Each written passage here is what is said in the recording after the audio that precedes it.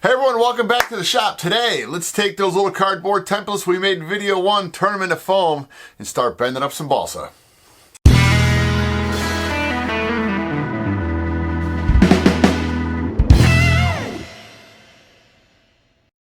Alright, let's get back to work on setting up the template.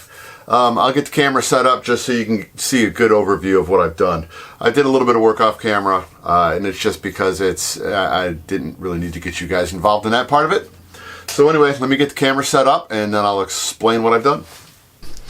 Alright, for those of you that have watched the first video, I only had to do half of the horizontal stabilizer elevator because all I'm going to do is just be flipping this thing upside down to get the tracings done. So as you can kind of see, I'm hoping you can see, I've already traced around everything. What I did was I drew a line across. It's going to be the hinge line, into the 2 holes that I poked through, everything lines up. So we are good to go on cutting this out. So let me get and as you can see, it still has the plastic wrap on the top of it. This will all come off when the time comes.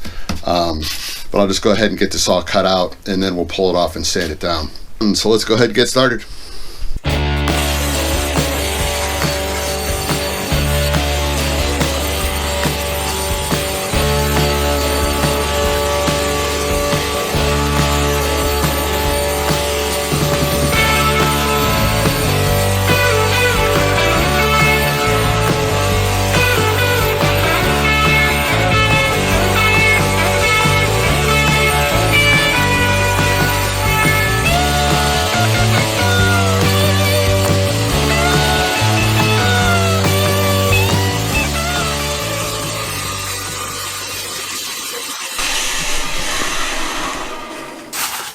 Alright, it's just a hard little area to cut. I'm just going to come in with one of my little razor saws and just go ahead and finish cutting out with this.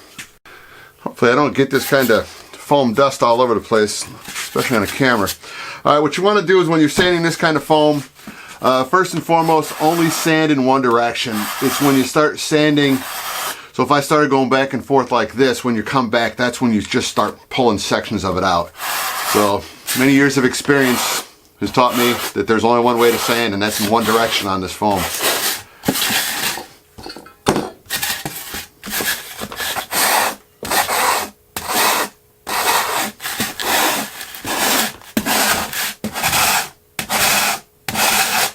And this is 80 grit, so I'll go down to probably about maybe a 120 should be more than fine. So let me get this finished up. This is something real important. I had to run over to the place with the helpful hardware people. I was completely out of glue. Let me get the door shut so we lose all that background lighting. So anyway, yeah, I thought I had enough, and what was in my little stash was only that much left, so that was not enough to get the job done. So, all right, let me get everything set up. I need to figure out a way to pin this possibly on top of my board. We'll see how it works. It's one of those things that once you start pinning on one side and then you push it up against the other side, the pins will hold this in place. But I may just go ahead and put some locating pins through here, probably up on the front area, and then just put some wooden dowels through into the board. Okay, so what I really needed that glue for, first of all, was to go ahead and glue the outside of this. I remembered that on the original one, on the big biplane, and hey look, I got mice in the shop eating the foam, awesome. Anyway, what I did on this is there was glue. This is a little heart area on the outside, so apparently, 13 years ago, that's how long ago this was made. Yeah, I used glue on that. So anyway, yeah, I did. I smeared a whole lot of glue on there. So while this thing is going to be sitting outside drying, because it's a halfway decent day for the first week of October. It's like 65 degrees.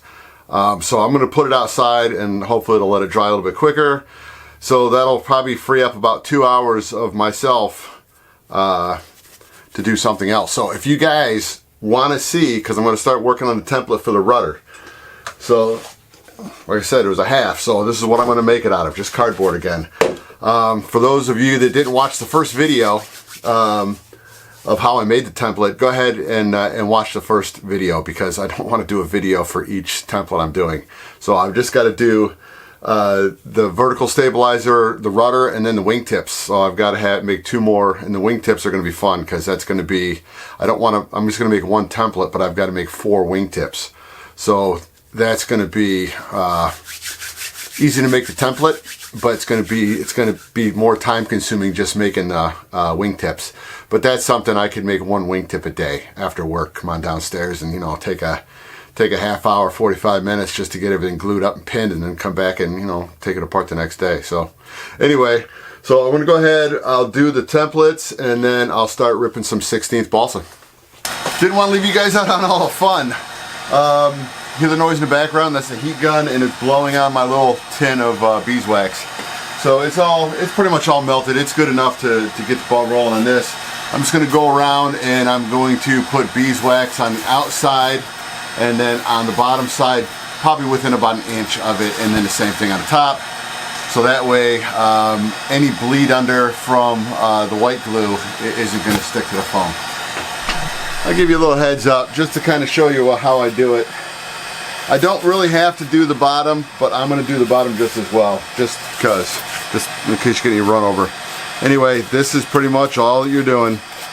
You're just putting the beeswax, and you can use regular paraffin wax. I like beeswax because it's a little bit softer.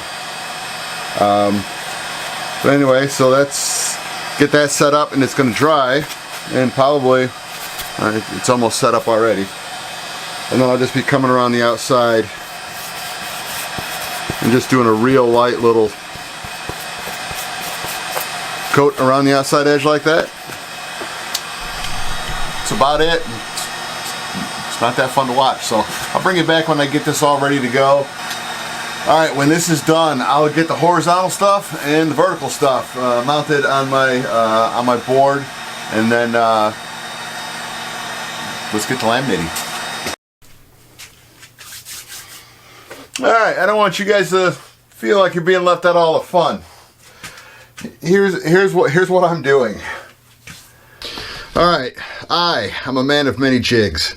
What I decided to do, because I was going to have to scarf these pieces together, what I decided to do was, my standard for doing a scarf joint is I make the length of the scarf, not the angular part, but the 90-degree part up on the top. I make this 3 times the width of the balsa that's being glued together, just for strength. I've heard people go 6 times. For what we're doing with this, because we're laminating, and we're laminating over the tops of the scarf joints, I'm not that concerned about making these things any longer than they need to be. So I made a quick little jig, just so that when I come in with the piece of wood, I hold it like that, then I just come across with my little Zona saw, saw it off. Then I bring it over to this little spot over here, a little bit of wax paper down on the board, and then I will literally just take my piece of straight edge, and if I can find the other piece that I cut, there it is. I will line these 2 up the way they need to be lined up, and then a little bit of thin CA just to hold everything together.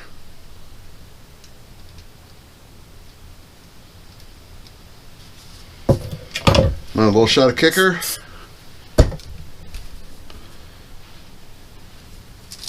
Now this piece comes off, and then this is ready to become part of the horizontal stabilizer. So what I'm doing over here, let me rotate you quickly, hold tight. So what I'm doing down here, is I'm just getting these things stacked up the way I want them to be, and I'm alternating. I'm alternating where the scarf joints are. The very first scarf joint was over in this location. The second one was over here. The third one's in the middle. This 4th one here is going to be back over here. Then I'll put the 5th one over here. I've got to make 8 of these. So what this is what this is coming down to is there's just a whole lot of scarfing, so I'm eating up more strips than I would have liked to have, but you know, it's part of the game. So anyway, I've got 1, 2, 3, 4, 5, so I need 3 more, and then it's time to start gluing them up. All right, here's what I'm using. This is the stash. This is hot water and ammonia. It's probably about a 1/4 cup, maybe about a 1/4 cup of ammonia to this, and I think it's a 32-ounce bottle, and hot water. And you spray that stuff on the strips, and you can tell how noodly it makes this stuff. And that's where the ammonia really comes into play. So anyway, let's go ahead and cross your fingers. Let's get started. All right, let's roll with it. Number 1 is just going to get stood up. I'm not putting any glue on number 1. We're going to start putting glue on number 2. And this is going to get messy.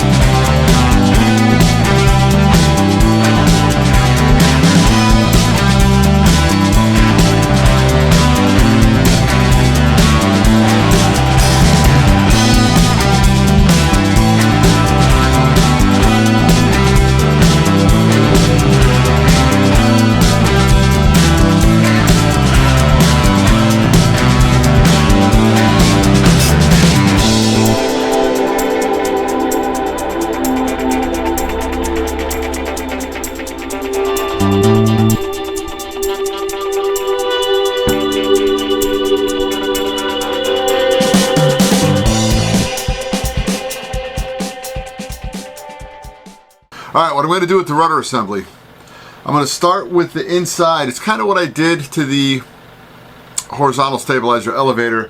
I just didn't tell you how I did it, and that was my bad on this one. What I do is, because the tighter bends are going to be closest to the form that we're putting everything around. So what I do is I start with the most flexible ones closest to it, and then as I go farther away, the ones that are less flexible. So, and I don't know how well you're going to see this, but let's give it a shot. If I can take the 2 flexy ones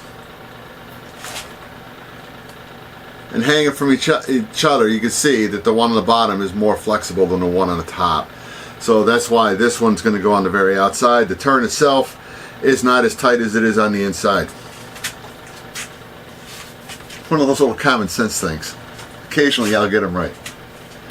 Okay, so what we're going to do first is we're going to get everything glued up. I started off the other side with a little acid brush and decided that it was just taking too much time. So as you saw, I've got one of these little teeny, it's called a glue bot. They work fantastic. And I don't know if I got it through Amazon or if I got it down at Home Depot, Menards. Get one. It's got these little flexible tips on it that you can cut to whatever size you want, and if it gets gummed up, you can just go ahead and wash it out. And then in the downtime, you take this little silicone cap and you just slide it on top, and it keeps everything dry. It's not a product placement either. I just like it. Alright, let's get started and get this one done, hopefully quickly. The first one that I put on, the most flexible one, does not need glue on it. I'll put glue on the next strip coming in. So I'm going to do this so that we can kind of bank through it a little quicker than I did last time. I'm just going to go ahead and run a little strip of glue on each and every one of these things, and then just throw them on as quick as possible.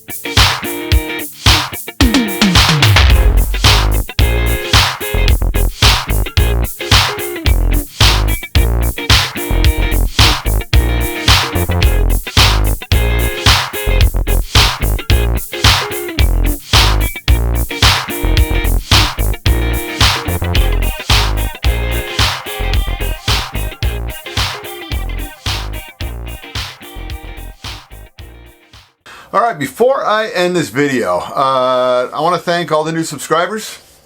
And also I want to thank everybody that kind of chimed in on what they wanted to see done on this plane. And I was hoping that the majority of you, and it was the majority of friends and subscribers,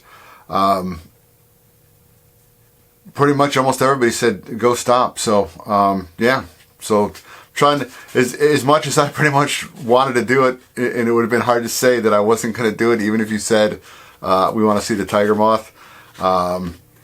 At least to let me know that there are people that want to see what you're going to have to do if you want to take a Tiger Moth kit, even an ARF. If you wanted to get an ARF, this is an almost ready to cover plane.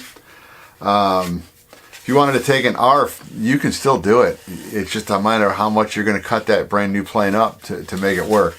So, but this is just so that if you ever had something like this fall into your lap like it did with me, that you do have options.